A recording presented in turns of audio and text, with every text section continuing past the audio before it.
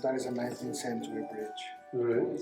So the bridge was here, Right. and it had 5 double courses instead of 6 strings. So the strings would have been double instead of singles. That's good. The planks have cut through the frets. Yeah, that's also because originally the frets would have been got, not metal. So they would be wrapped around just like that. But so when they put the frets, they decided to cut through the blacks, which is very sloppy work. But that feels like it's very new. Was this restored at some point? Not the feet we know of. That is a beautiful guitar. Really, really, really good. But yeah, all these frets, those are all 19th century. Probably the same time when they made this wonderful bridge.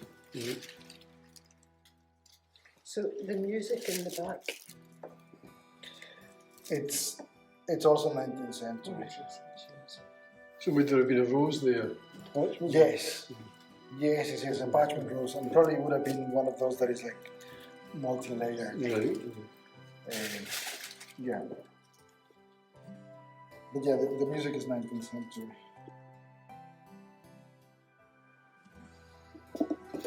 It's an absolutely glorious thing, isn't it? It's beautiful, beautiful, beautiful, beautiful.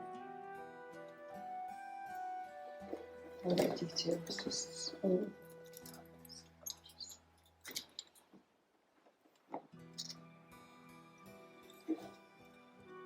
This is one of those that is kind of like challenging. How do you display it? You display the back, display the front. They're so beautiful, both of them. Well, that's when up at the castle, the hotel hall had mirror bottoms in the cases, So you can see the back. Yeah. One of those is it's hard to keep them clean. No, they become. Yeah. So yeah, I think for this, I would say maybe new strings, just because these are not looking at their best now. But apart from that. And this little one. So all the it. So yeah, those. Get rid of the metal and sort all that. These guitars was fretted like this, but these are just not done right. Yeah, I would definitely recommend. Yeah. Now, you were asking me about the term Mandore. It's a very generic name that encompasses all of the instruments of the mandolin family. So in a way, it's correct. At the same time, they have specific names. So this one is a mandolino milanese, and it's specifically from the Milano region. Depending on the number of strings and how they are organized, the nomenclature changes. So this one is definitely Milano, and it looks like it could be from the Presbyr family, very likely Presbyr.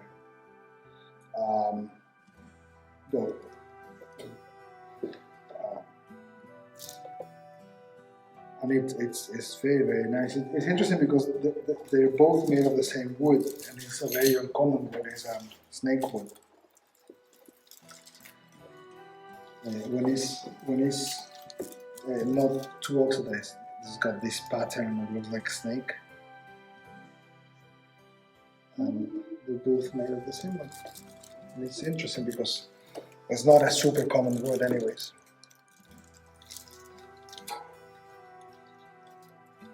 Isn't it? The two of them together, isn't it?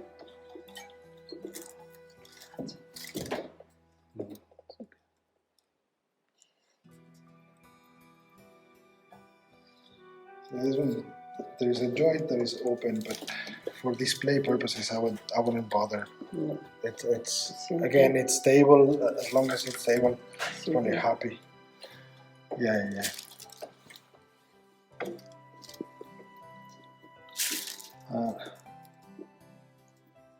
Seems solid enough though, doesn't it? Yeah, and again, I think that's where the block. There is a block in the back that holds the joint of the ribs, and it ends there and there. So probably that's again an internal Semi-straight element just acting against itself.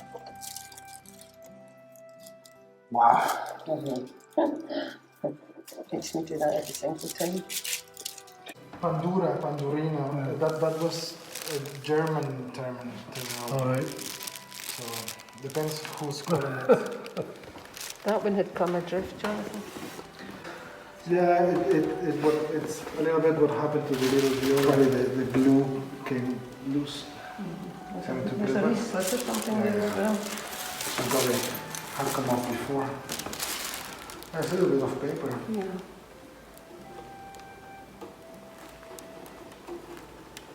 It's got a touch of something into that as well.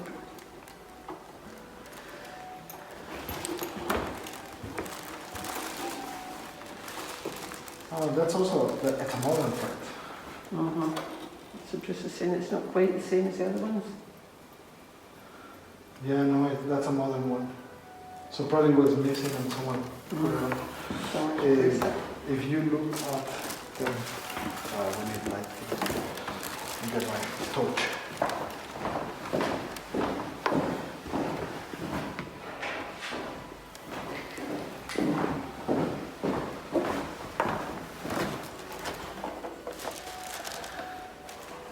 So these are typical 19th century. It's just a sheet of metal basically cut through.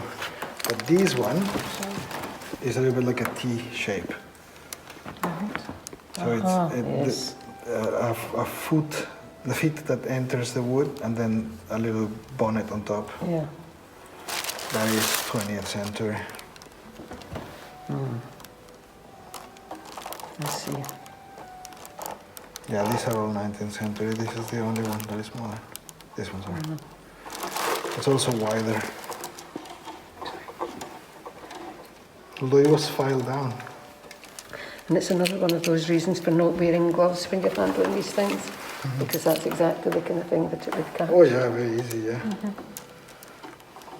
That's very common to find in original pegs of the 18th century, and it's, I mean, it's not that they were just kind of like not careful, but in a way it helps the string to get a little more friction, so it wouldn't undo. So that is very, very nice. Like this original pegs is very uncommon. See, like the scratch marks. Beautiful. It's very delicate and yet it's kind of rough. It's got this raw beauty. And what wood is that? This one is harder to tell, but this could be just some sort of fruit wood. It's got a glow about it. It's probably waxed, but just on the part that you need to be waxed, just the part that's going to touch your hand. Yeah, it's been touched. I love finding out things like this.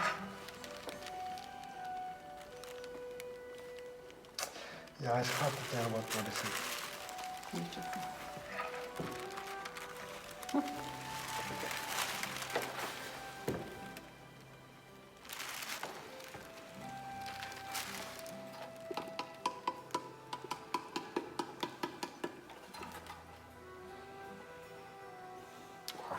Lovely.